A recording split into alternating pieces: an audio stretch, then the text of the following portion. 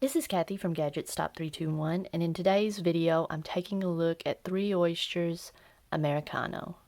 I'll be doing a writing sample on 52 GSM Tomoe River paper using a variety of pens and nib sizes. I'll take a look at writing samples that I did earlier on other types of paper. I'll compare 3 Oysters Americano to the other brown inks from my collection. And finally, I'll take a look at the results of my water resistance test. Writing with 3 Oysters Americano using a glass dip nib was very pleasant. The swatch that I made with tweezers was nice and crisp on this Tomoe River paper, but the ink had trouble holding on to other types of paper. The drip at the end of the swatch is very dark, almost black, and it has a halo of dark brown sheen. The swatch ranged in color from a very dark brown, almost black, to a chocolatey brown. I'm going to begin with a Pilot 78G. It has an extra fine stainless steel nib.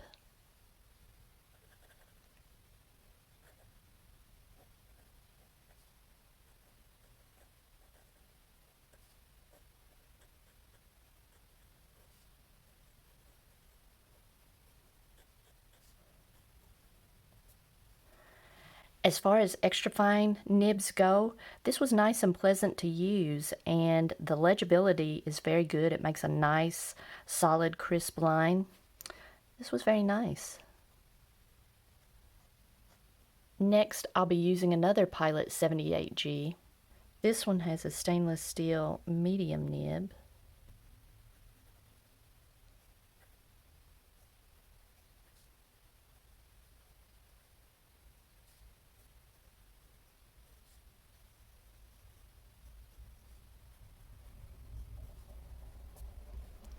I skipped the fine nib this time because I really wanted to compare this Pilot medium nib to the next pen in my writing samples. And I have to say this Pilot medium nib has been my favorite with this ink in all the writing samples that I've done. It brings out the best looking color in this ink. It's not too light, it's not too dark. This is the just right nib size for me using this ink.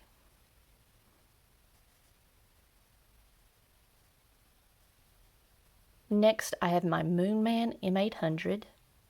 I don't remember what brand this is. This is those nibs you can buy in bulk on eBay.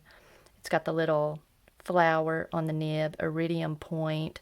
It's not labeled with a nib size. I left the regular writing alone, but I ground the top of it into a wider writing surface. This is my take on a Predator nib. A little bit of a hard start there.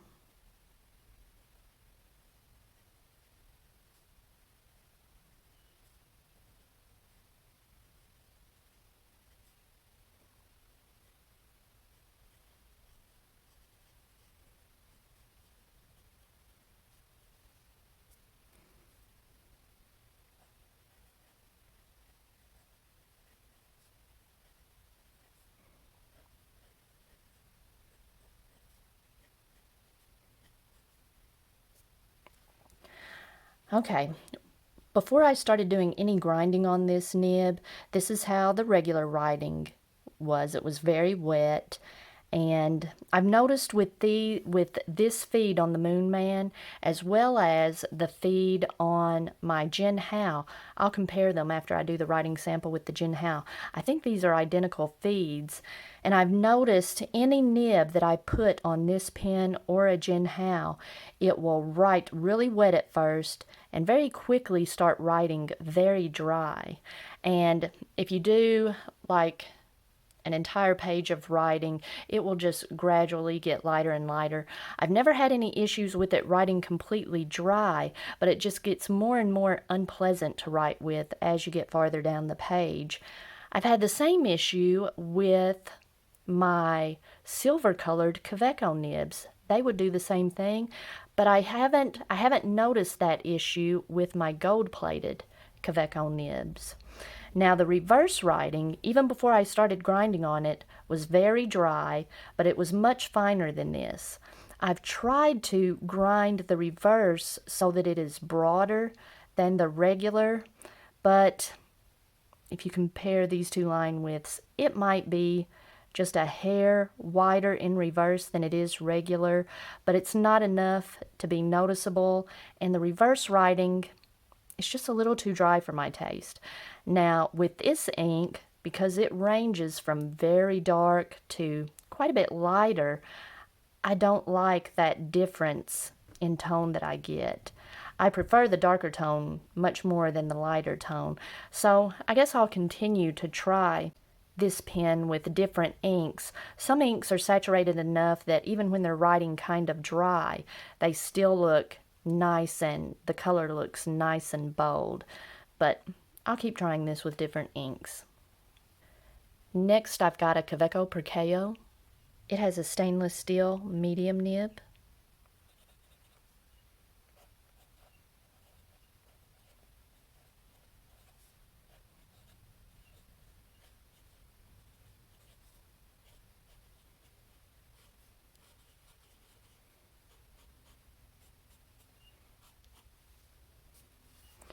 As usual, this nib is very chalky feeling and very nice.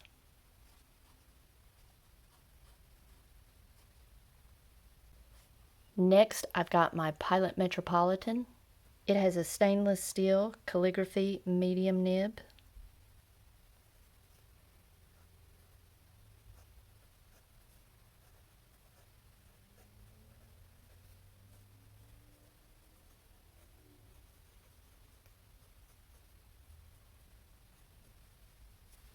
This is very nice and very silky smooth on this paper. Very pleasant. Next, I've got a Coveco Lilliput. It has a stainless steel double broad nib.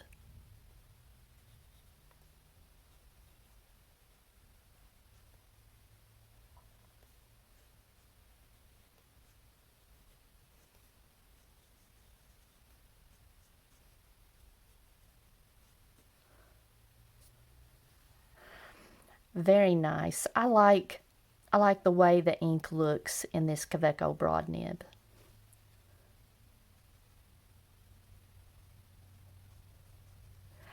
I think that skip there is because I had the nib rotated a little too much. And next, I've got a Ginhau X750. It has a stainless steel 1.5 stub nib.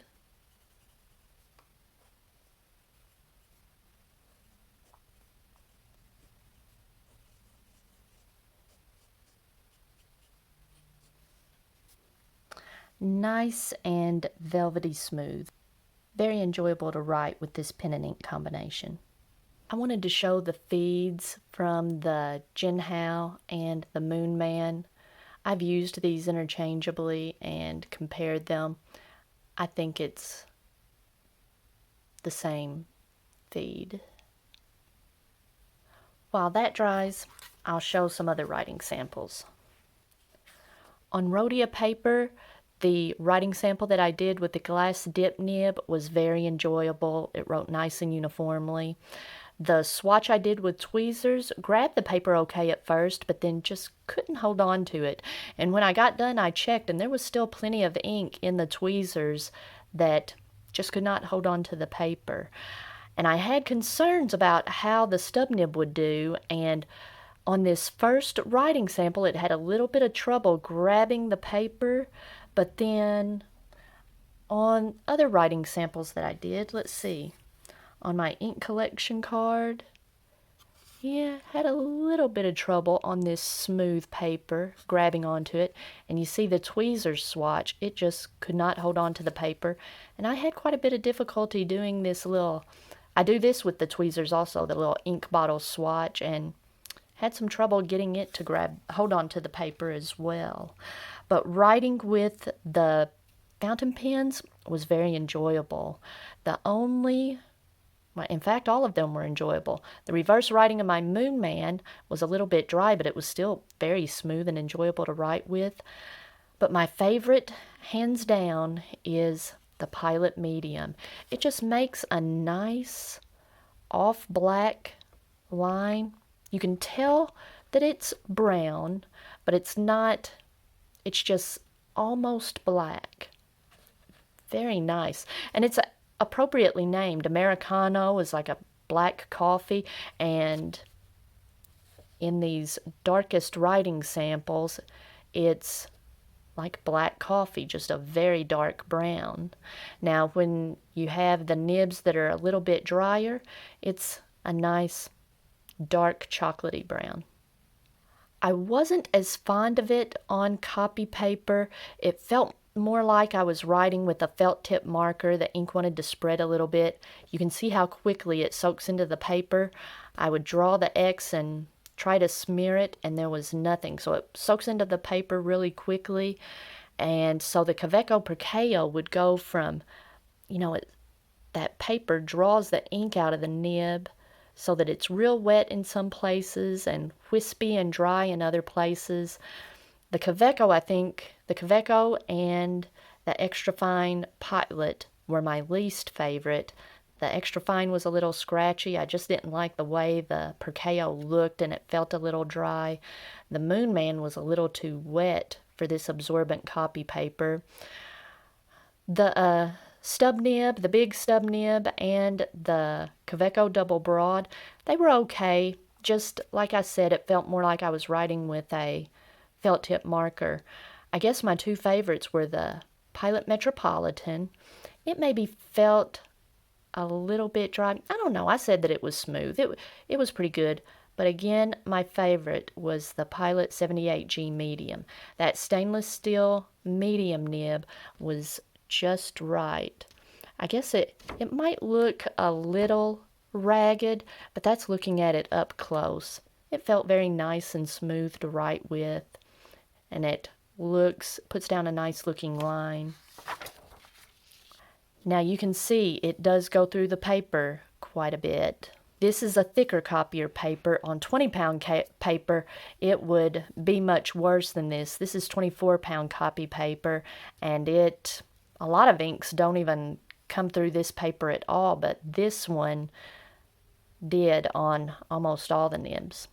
In my old Leuchtturm bullet journal, I was surprised. I'm not seeing any of the sheen, and I'm not seeing that much shading. I didn't do a writing sample with the other nibs, but I have a feeling, like for journaling, I bet that Pilot Medium nib would be very enjoyable. I have quite a few brown inks in my collection, and they're all fairly different. Coveco Caramel Brown, you can see that it's a little more, I don't know if that's a little bit more red in it that's making the color look a little different, and I think it's got a bit more sheen. The sheen comes across as maybe a little more golden. Sailor 50 States, Texas, looks like it might have a little more orange or yellow in it, and it has a little more golden sheen maybe. You can see up there. One of my earliest favorite brown inks was Monteverde Moonstone. Now it's a little more uniform and flat in color. It doesn't have any sheen, but it also has a little more gray to it. It's more of a, like the name would suggest, a stone color. Lidate has a little more yellow. And again, it had the same problem, not wanting to hold on to the paper. SBRE Brown is a little more orange and has a little more sheen to it. Another one that didn't want to hold on to the paper.